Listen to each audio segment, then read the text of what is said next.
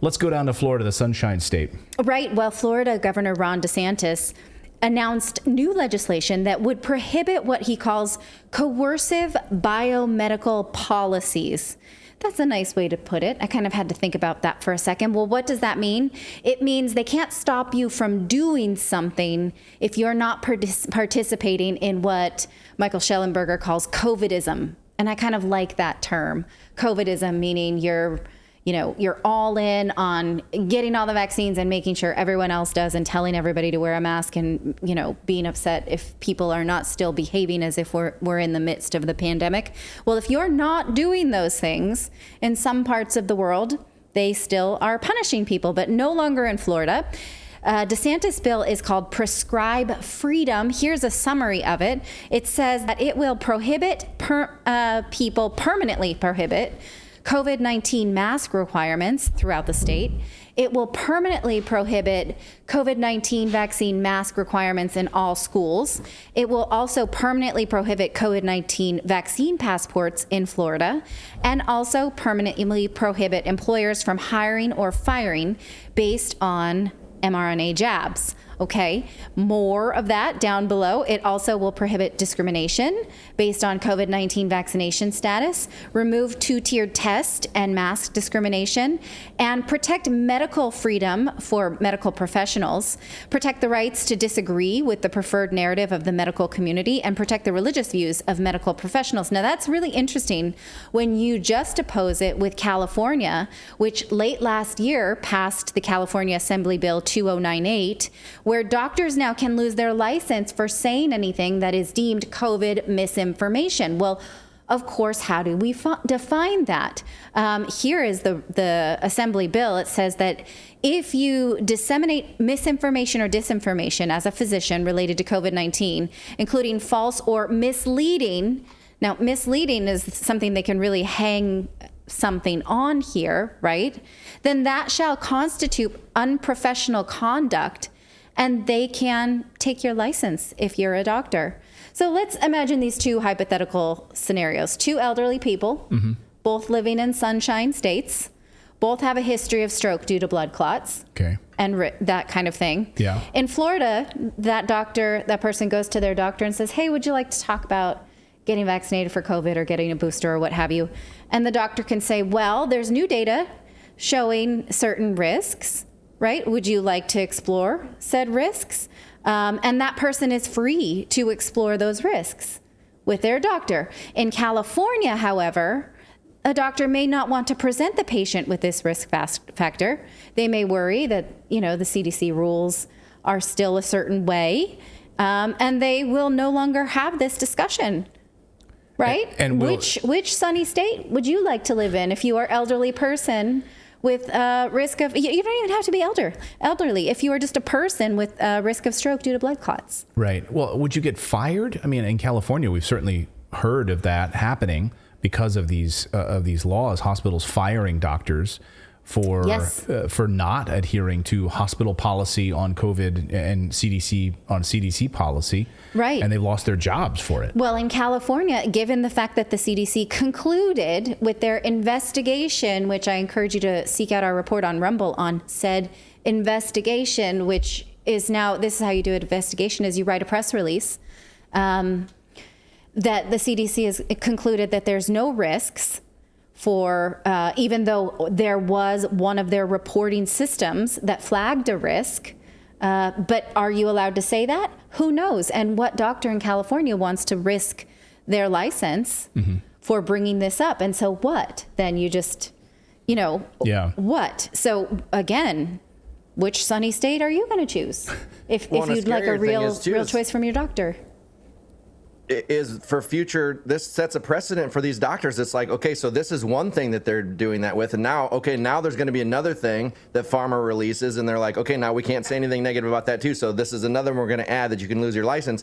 They're taking away a doctor's freedom to be a doctor. Right. Yes, and make autonomous decisions that are in the interest of their patients. Absolutely right. Right. If they have to look over their shoulder, then they can't be They can't be free. I think like House, like the TV show House, like he could like think outside the box to find a solution for what ails you, right? And we want doctors like that to really. We hear hero stories all the time about doctors, right? I mean, who thought outside the box. They were able to prescribe something and figure something out and save a person's life, and then became like, now they found a new treatment that was able to save lots of people's lives because they were able to do that. Right. I had a doctor like that, actually, because I had spinal meningitis when I was a child. Which is like a death sentence. Yes. And the doctor treated it before the tests were in because he felt like he couldn't wait. And my dad even said, why did you do that when you didn't know? And those hours did save my life. Wow. And he said, I looked in her eyes and there was no one home. And she used to be a really like responsive baby. And so he just knew so yes, I have benefited from a doctor just like that. Yeah. Dr. Hoagland, who I think is retired in the East Bay area. Well, then you have people like Dr. Peter McCullough who did the same, right? And were able to come up with and prescribe treatments that saved people's lives, but then they were marginalized, cast out, and lost their jobs as a result of doing that. Yes. Tragically. So DeSantis' new bill is set in place in order to protect doctors to make decisions like this, autonomous decisions. And it will have to pass Congress in Florida, but we can pretty much assume it will, because in 2021, he had no problem passing a similar law regarding COVID mandates in the workplace. Now, here's a summary of that bill signed into law in November of 2021. And actually, now that you look back and we're, over a year past this time frame, November 2021, history has been good to this document. In November of 2021, this was panned as a crazy thing to do, which was prohibit vaccine mandates. Employers who violate employee health protections would be fined. Government entities may not require vaccines. This was, again, a lot of people called Ron DeSantis crazy for doing these things, but none of these measures have proven to actually stop the spread of COVID. So turns out it was quite a logical thing to do. Here is DeSantis on Tuesday discussing how he consistently pushed back against lawmakers who wanted to push Covidism in Florida. But I'll tell you, being the free state of Florida did not happen by accident, because it required us over these last few years to stand against major institutions in our society, the bureaucracy, the medical establishment, legacy media, and even the President of the United States,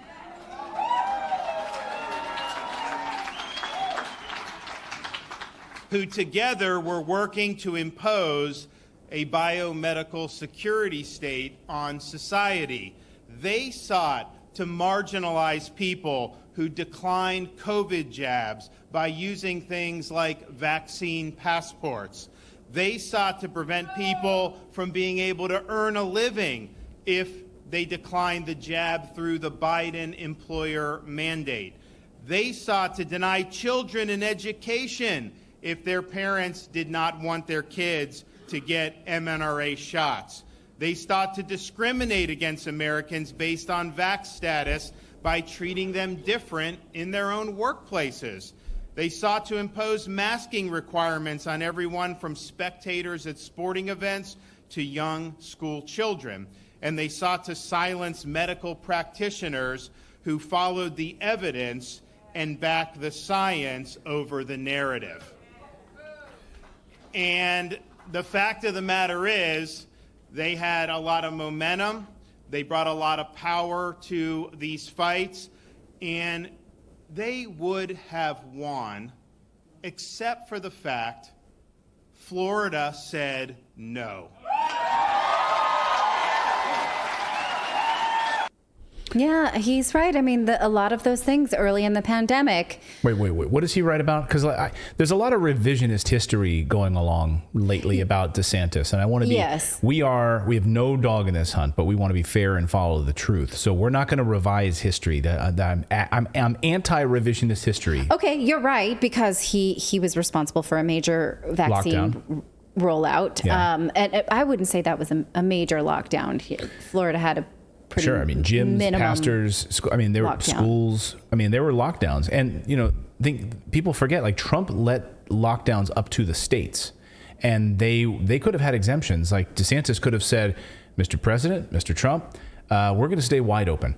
But Florida went back to school before most places. They did. I think Georgia ended lockdowns first. So people were saying, DeSantis ended it before everyone else. I believe, if I'm not mistaken on my dates on this, yes, Georgia ended it first. I don't think I'm giving him credit for more than history is allowing. I'm just saying that when you look at this document from November of 2021, and already he was repealing vaccine mandates when vaccine mandates were just getting started in mid-2021, really just picking up steam in order to send kids back to school in the fall. For him to have been able to pass this law, which now history is kind to, is something.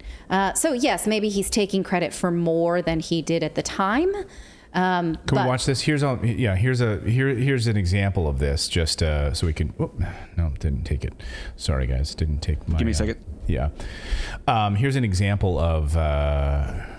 We're gonna get the video up here in a second, but this is where he was ordering all Floridians on actions on this. This was specifically. Just let me know when we're good to go. There we go. All right, and there we go. At this point, I think even though there's a lot of places in Florida that have very low infection rates, it makes sense to make this move now. And I did consult with folks in the White House. I did speak with the president about it. He agreed with the approach of focusing on the hot spots, but at the same time, he understood that this is another 30-day situation, and you got to just do what makes the most sense. So that order will be coming out momentarily. It will go into effect tomorrow night at midnight. At this point, I think even though... So just a few examples of some of these orders being put in place. There's been a lot of, on social media over the past 24 hours, people saying, like, there was never any lockdown. I was like, what are you talking about? Like, no, we need to be fair about this. What actually happened in history will show that they, of course, then pulled back and now really going full force to say that we were lied to about a lot of what we were hearing from these medical professionals in the biopharmaceutical complex. So that's fair, where you still have a lot of mandates in place even after we know this data. That's the most troubling thing. So you have government mandates, you have business mandates in other areas, and you have states like Governor DeSantis and governors of Florida saying, wait a second, all of this is now showing that we should be doing the opposite of this. Yeah, and I brought some charts to sort of compare, if you'd like to.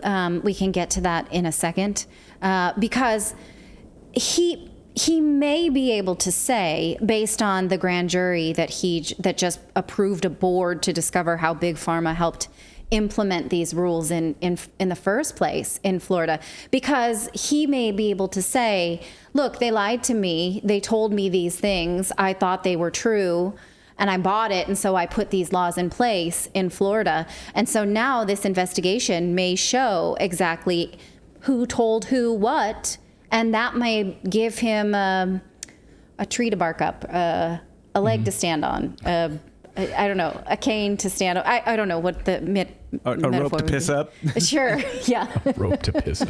A pot to be black. I don't know. But it may give him an excuse to say, I went along with Covidism to a point because of these data points that were presented to me, and then I later found out this, right? And then the hiring of Joe Ladapo, the Surgeon General in Florida, came early on in the pandemic, but after it had really got started. So it proves that he was seeking out alternative voices all along. And so that may be, I'm not trying to promote DeSantis. We're just trying to watch what he's doing because he takes so much flack in the media for doing it. But at the same time, these anti-discriminatory practices now have been shown. They don't stop the spread. They don't really do anything. Right. Making people wear masks, not allowing people to go to they work. do a lot though, right? They have a lot of negatives. Right. Well, we know what it does to children. Yeah. We know what it does to populations. We know what it does to actually, hurting natural immunity. Yes. Right, actually getting the flu, as we would say, right, and being able to metabolize that naturally. It does a lot to protect you from not getting that. Yeah. So you brought an angry tweet. Yeah, this is Jordan Zakarian, who's a reporter, said this about Governor DeSantis. So there's some angry people here. More people have died of COVID in Florida than in New York, Pennsylvania, and all but 2 other states, he writes. This despite not suffering a wave at the beginning when vaccines weren't available. Only a sicko is fined sacrificing tens of thousands of lives for a doomed presidential bid. Basically saying we won't do any of these lockdowns, and so people just die. Right. So it's true that that Florida still has high COVID deaths. And we talked about recently how a doctor on CNN is now saying that COVID deaths may be overreported. So let's put a pin in that.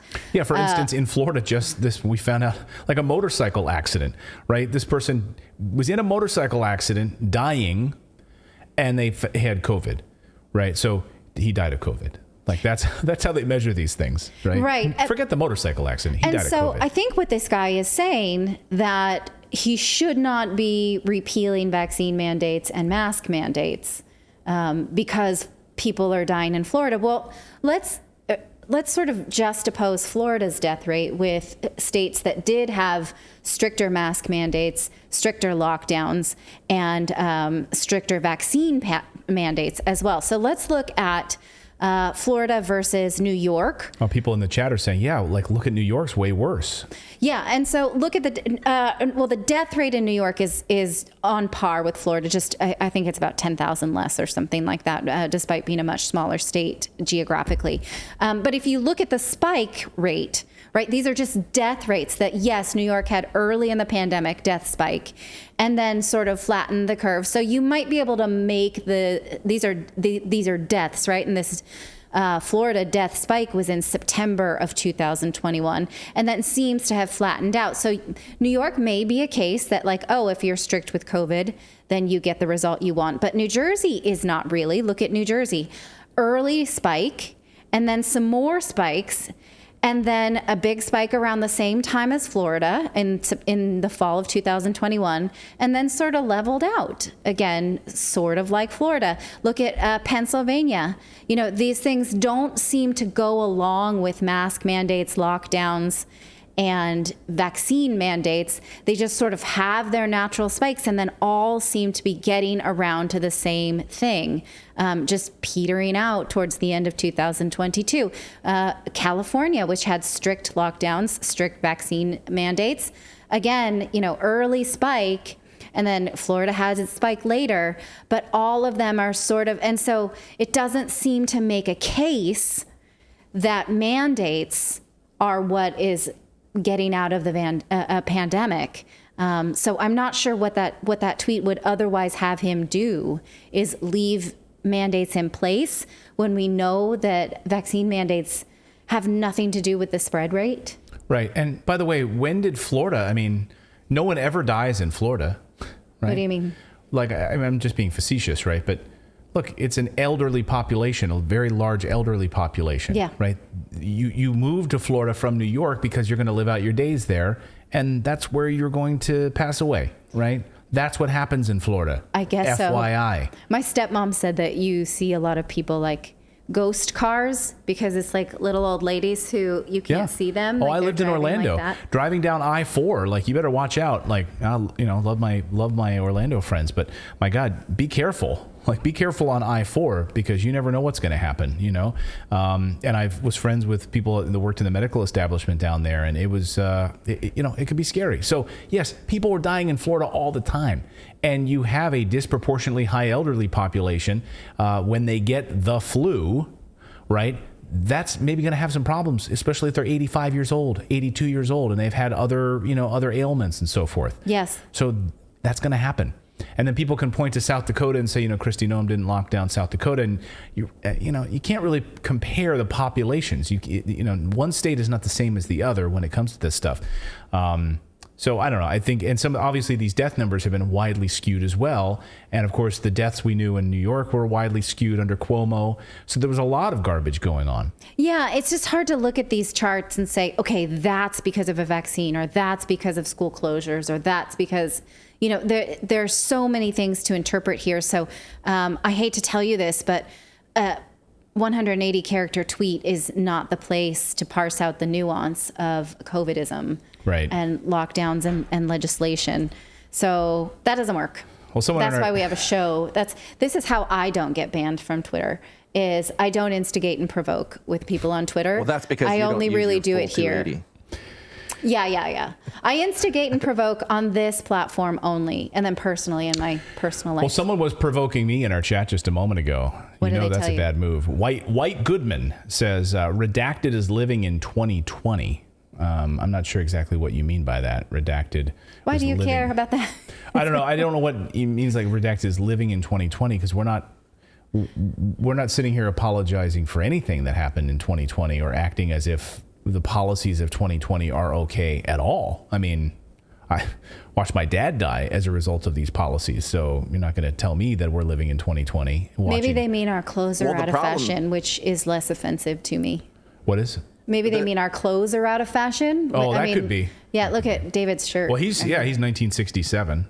So no, but I was going to say, I think like the data that we're showing shows that this, like, the point is that they're still promoting it like it's 2020. They're still promoting all of the same things they were promoting back then now. And Florida's like, we're not doing it anymore. Yeah. So Redacted is not living in 2020. No. We're doing a whole story right now on DeSantis sticking it to the biopharmaceutical complex. And by the way, impaneling a grand jury investigation to go after these liars. So we're celebrating that. We're celebrating having these people answer these questions that need to be hauled before a jury and hear these depositions. So yes, somebody today sent me, replied me on Twitter of some Albert Bourla being followed around at Davos. Have you seen that one? Yeah. By Rebel News saying we were owed some answers. When did you know this, that, and the other? And he keeps saying, have a good day. And he's like, I'm not going to. We're walking together on the street. I don't think that's how we're going to get the answers, but I appreciate all efforts towards getting answers. Oh, man. World Economic Forum. Thank you so much for watching this segment here at Redacted. We are live every day at 4 p.m. Eastern Time, trying to share the stories that the mainstream media will not cover. You should also come over and join our community of Redacted Rebels over at redacted.inc. That's our private locals community where we can share exclusive content that we simply cannot share here on YouTube. Come over and join the rebellion together right now by going to redacted.inc. We'll see you next time.